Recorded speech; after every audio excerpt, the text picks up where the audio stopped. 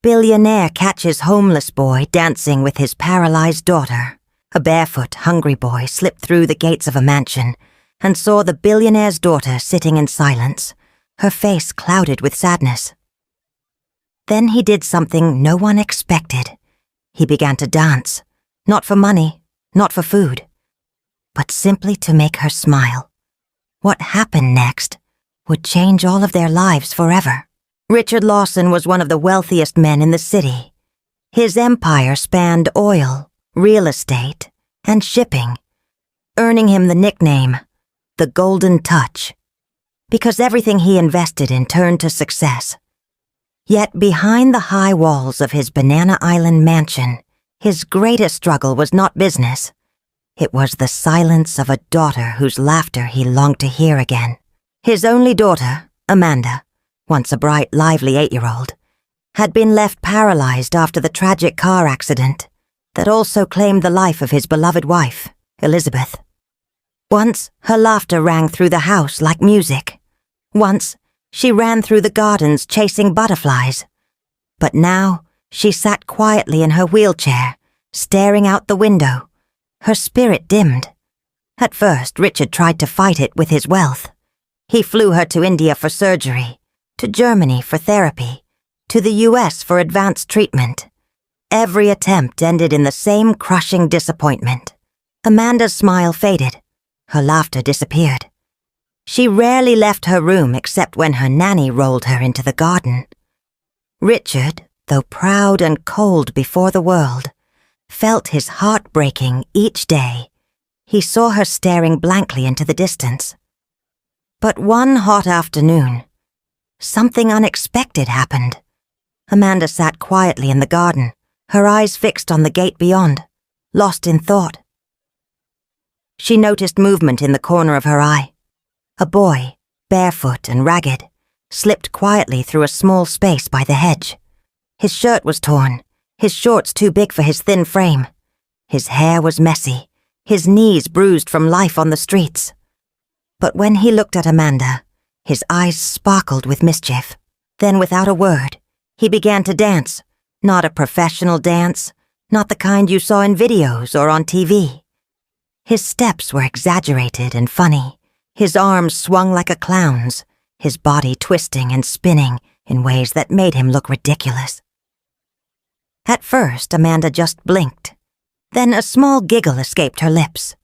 The boy made his eyes wide and pretended to slip, catching himself dramatically. Amanda clapped her hands, and then, like a miracle, she laughed. It wasn't a polite laugh or a forced giggle. It was pure, unrestrained laughter that echoed across the compound.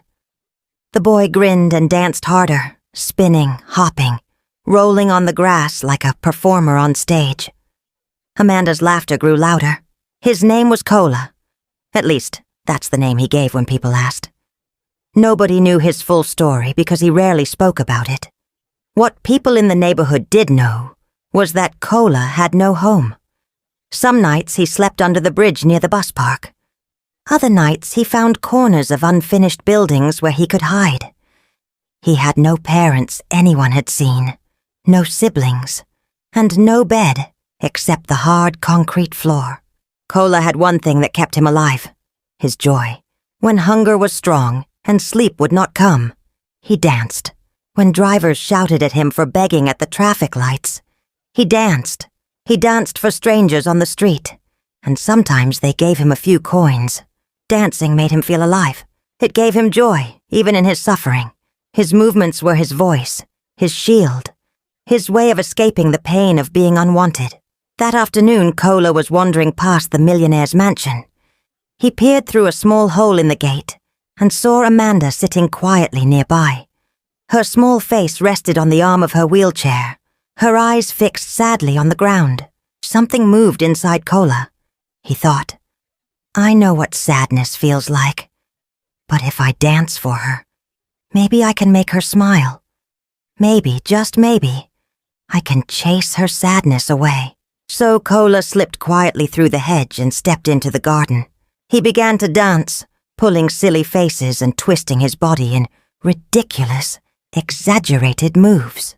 When Amanda laughed, it felt to him like a victory greater than finding food after a long day of hunger. Her laughter made his heart race.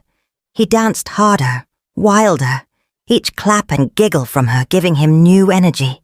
In those precious minutes, Cola forgot that he was barefoot, hungry, and without a home. He wasn't a beggar or a boy from the street. He was simply a child, bringing joy to another child. What Cola did not realize was that he wasn't only making Amanda laugh, he was changing her life, and his own, forever. Inside the mansion, Richard Lawson heard it. He froze. He hadn't heard that sound in months. He rushed to the balcony, expecting to see a miracle. And in a way, he did.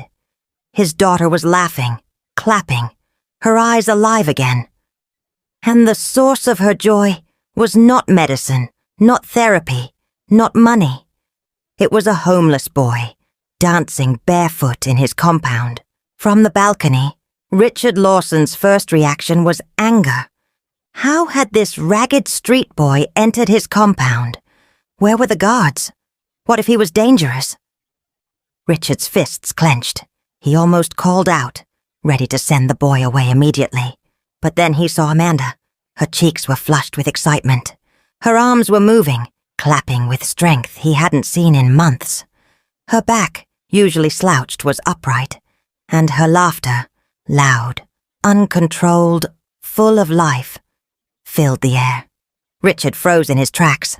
For months, he had spent millions chasing doctors and treatments, only to watch his daughter sink deeper into despair. Now, in less than 10 minutes, this barefoot boy had brought her back to life. Richard didn't understand it. He didn't trust it. But he couldn't deny what he was seeing. He hid behind one of the marble pillars of the mansion, watching silently. His chest tightened, not with anger this time, but with something he had almost forgotten. Hope. As the boy danced and Amanda clapped, Richard realized something shocking. This street boy was doing for his daughter what all his wealth could not. Cola came back the next afternoon, the same way he came the first time, quiet, quick, and hopeful. He didn't sneak because he wanted to steal. He came because he now carried a small mission in his heart: make Amanda laugh again. He had slept behind a kiosk the night before, stomach rumbling, but he woke up with a smile. He had found something bigger than hunger. Purpose. As he slipped through the hedge, he saw her waiting by the gate, eyes bright, hands already ready to clap. "Are you ready?" he asked, lifting his arms like a circus clown. Amanda giggled and nodded. Before he could start, Richard Lawson stepped out. For a second, Cola froze. He knew that look, adult anger that comes before a beating or a boot on the road. He held his breath, prepared to run if he had to. Amanda's voice broke the tension. "Daddy, please don't send him away. Please." Richard studied the boy up close for the first time. The shirt was torn at the shoulder. The shorts hung on a waist too thin. The boy was barefoot with scars on his knees that told stories no child should have to tell. But his eyes were steady. Not arrogant, not weak, just steady. "What's your name?" Richard asked. "Cola," the boy replied. "Why did you come in here?" Cola swallowed. "I saw her. She looked sad the first day. I thought maybe if I danced, she would laugh. I didn't come to take anything, sir. I only came to give something small. I can leave after." The words were simple, but they sank into Richard like rain on dry earth. "Where do you stay?" Richard asked, softer now. "Anywhere," Cola said. "Bus park sometimes. I dance for small money. Sometimes I just dance for myself so hunger won't win." Amanda's eyes filled. "He makes me happy, Daddy." Richard glanced at his daughter. Her cheeks were glowing, her back straight. He noticed her toes shift. It might have been small, but it was a movement. Movement he hadn't seen in months. He took a breath. "Okay, you can stay. For today. In the open. Where I can see you. No misbehavior. Do you understand? Cola nodded quickly, relief washing over his face. He turned to Amanda with a grin. "Showtime?" he asked. She clapped, and just like that the garden became a stage again. 1 day turned into 3. 3 turned into a week. The guards were told not to stop the boy anymore. "Let him in at 4 o'clock," Richard instructed. "He leaves at 6. He eats before he goes." Cola arrived each day with new ideas. He danced like a spinning top. He told funny stories from the bus park. He acted out quarrels between Danfo drivers and their conductors. He made sound effects, fell dramatically, stood up grandly, bowed like a king, then crossed his eyes until Amanda's laughter shook her shoulders. But it wasn't just laughter. Something else was happening. Amanda's hands grew stronger from clapping. She started lifting her arms to copy Cola's moves. Her voice grew more confident. She told him, "Again! And no, do it like yesterday." She even tried to spin her wheelchair in small circles when he spun on the grass, and every small turn felt like victory. Richard watched all of this quietly. He noticed the little things. How Cola never asked for anything before performing. How he always checked Amanda's face before trying a joke. How he expected nothing but claps. Yet when food was offered, he ate gently, like someone who knew what it meant to eat once a day. In the evenings, after Cola left, Amanda spoke more than before. "Daddy, did you see the one where he pretended to be a police siren? Daddy, today I felt something in my toes. Daddy, can he come tomorrow?" The doctor examined her during a routine hospital visit and was surprised. "Her engagement is back," he said, looking at her closely. "This kind of motivation can spark recovery pathways we can't always explain. Whatever you're doing, keep it going. Keep it." That night, Richard stood alone in the garden, looking at the space where Cola danced. He felt something he hadn't felt in a long time. Gratitude that didn't come from a bank transfer. He whispered into the warm air, "Thank you, boy." And though no one was there to hear it, the garden seemed to agree. It happened on an ordinary afternoon, the kind of day when you don't expect miracles. The sun leaned low, the hedge threw soft shadows on the lawn, and a radio somewhere was playing an old highlife tune. Cola was mid-performance, doing his slow-motion dance, where he moved as if time had become thick and heavy. Amanda laughed so hard she forgot to hold her blanket in place. "Wait," she said, catching her breath. "Let me try something." She placed both hands on the armrests of her wheelchair. Her face tightened with effort. For a heartbeat, nothing happened. Then her shoulders rose, then her chest. Then slowly, her hips lifted an inch, then 2. She held, trembling, for 3 long counts. 1. Cola whispered, eyes wide. 2. Richard counted, stepping forward without realizing it. 3. Amanda breathed, before sinking back into the chair, panting and smiling, eyes wet. Silence fell over the garden. It was not the old silence, the heavy one. It was a holy silence, the kind that comes after a prayer is answered in a way you did not expect. Cola broke it with a shout. "You did it! You did it!" He spun 3 times and dropped to his knees beside her. "Champion!" Richard knelt on the other side, his hands shaking.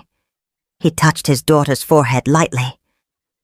"You are brave," he said. "I am so proud of you." Amanda reached for both of them. One small hand for her father, one for her friend. "I'm not scared anymore," she said. "When he dances, I feel like I can move. They didn't tell the world, not yet. They didn't post it or call the newspapers.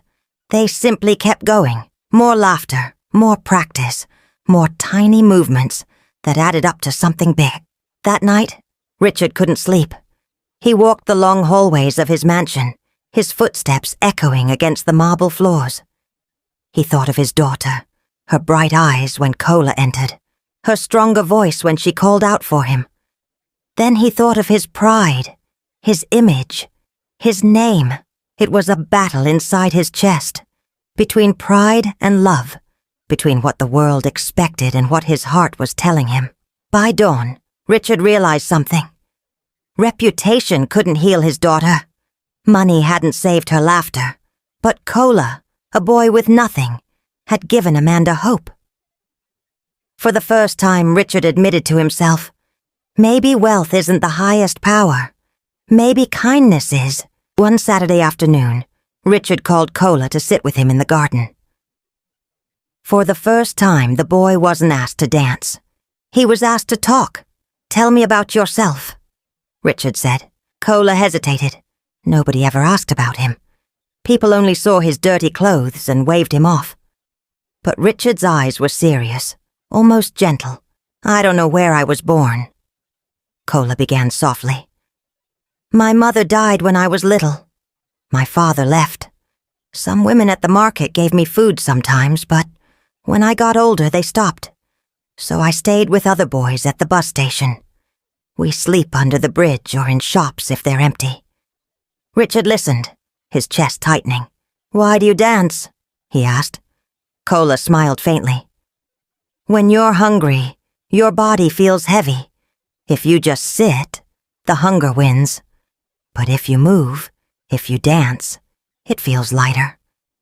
People laugh. Sometimes they give me coins, sometimes they don't. But at least I don't feel invisible." Richard nodded slowly. He had attended the best schools, eaten the finest meals, and traveled the world. Yet sitting in front of him was a boy who had learned life's deepest truth without any teacher. Joy is strength.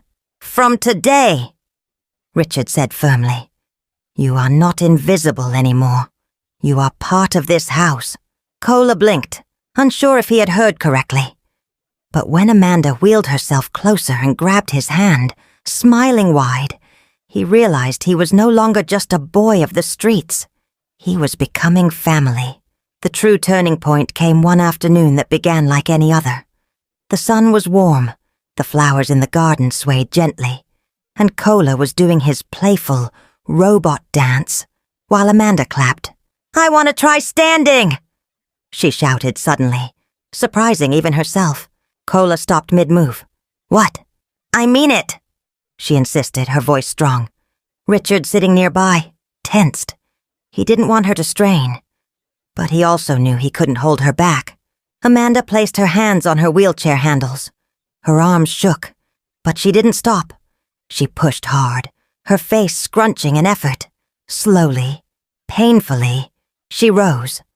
One knee trembled, then the other straightened slightly. She wasn't standing tall, but she was up, her feet pressing against the ground, her body upright for the first time since the accident. Richard's heart slammed in his chest. The guards at the gate froze. Even the housemaids gasped from a distance. Cola shouted with joy, spinning in circles before dropping to his knees. "You did it! You're standing, Amanda! You're standing!" Amanda held herself there for 3 seconds, her little body trembling like a leaf in the wind. Then she fell back gently into the chair. Instead of crying, she laughed. "I stood. Did you see me? Daddy, I stood." Richard knelt beside her, tears blurring his vision. He touched her trembling hands. "I saw, sweetheart, and I have never been prouder." That day the mansion was no longer silent. It roared with laughter, claps, and cheers. The turning point had come. And Richard knew it. His daughter's healing had begun. And it all started with a boy who once had nothing but a dance. That night, long after Amanda had fallen asleep, Richard sat in the quiet of his study. The papers on his desk were untouched. His phone buzzed with messages, but he ignored them. His mind was on one thing, Cola. For weeks the boy had brought life back to his daughter. She laughed again. She moved again. She lived again. And tonight, she had stood. Even if only for a few seconds, it was a miracle. Richard knew it was not luck. It was Cola. That night, Richard found Kola sitting quietly on the back steps, his arms wrapped around his knees, staring into the darkness as though unsure if he truly belonged there. Richard lowered himself beside him. "You shouldn't be out here alone," Richard said gently. Kola gave a small shrug. "I'm used to it, sir. Not anymore," Richard replied, his voice steady, carrying the weight of a promise. "This is your home now. You're part of this family. You'll eat 3 meals a day. You'll go to school. And you'll never again have to wonder where to lay your head." Kola's eyes widened, his voice trembling as he whispered, "Thank you, sir." Richard turned to face him fully, his own eyes glistening. "Listen to me, Kola. I know what you've given my daughter. You gave her something no money, no doctor, no medicine could provide. Hope. And anyone who gives hope is not just worth knowing. They are worth loving." For the first time in his life, Kola felt truly seen. His throat tightened and tears slipped down his cheeks. That night, he lay on a soft bed, safe under a roof, in a place he could finally call home. The cold concrete nights of the past were over. It didn't take long for the story to sweep across the city. A powerful millionaire had opened his doors to a boy from the streets. To some, it was an act of reckless sentiment. To others, it was the mark of true courage. The newspapers blazed with headlines. "Millionaire Lawson adopts street child. City divided between outrage and admiration." Some of Richard's business partners pulled him aside. "Richard, this will damage your reputation. A street boy in your mansion. What if he steals? What if he disgraces you? Think of your image." But Richard had changed. He no longer cared for shallow appearances. "My image?" he said calmly. "My daughter is standing again. My daughter is smiling again. That is the only image I care about." Amanda herself told anyone who questioned her. "Kola is my friend. He makes me strong. If you don't like him, you don't love me." The voices of doubt grew quieter, because while some mocked, many others admired. Neighbors whispered differently now. Imagine a boy from the street is helping Amanda walk again. Maybe kindness is richer than money, and in the middle of it all, Kola remained humble. He didn't care about newspapers or gossip. Every day he just danced. Every day he laughed with Amanda. Every day he gave his gift.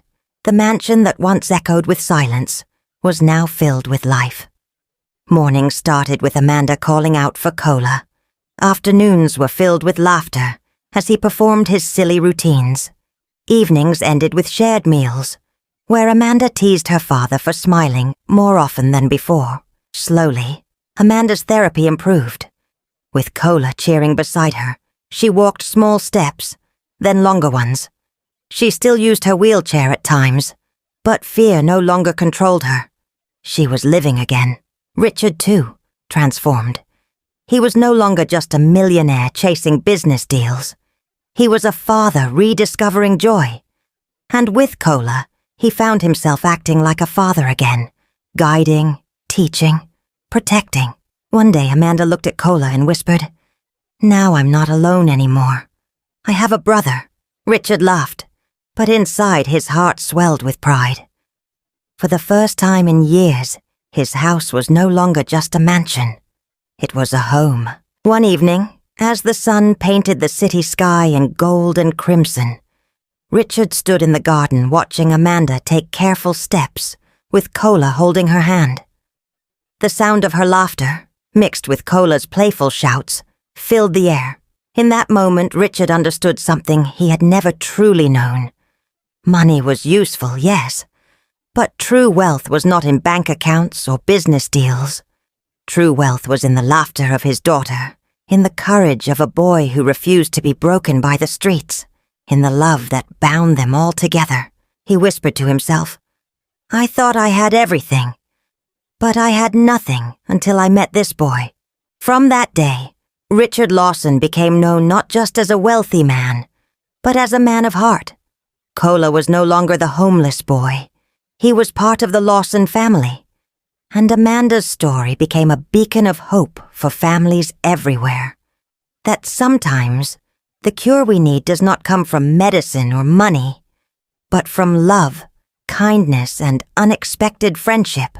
If this story touched you, let us know in the comments, and tell us where in the world you're watching from.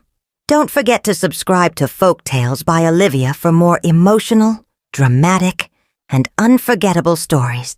Until next time, stay kind, stay strong, and keep watching.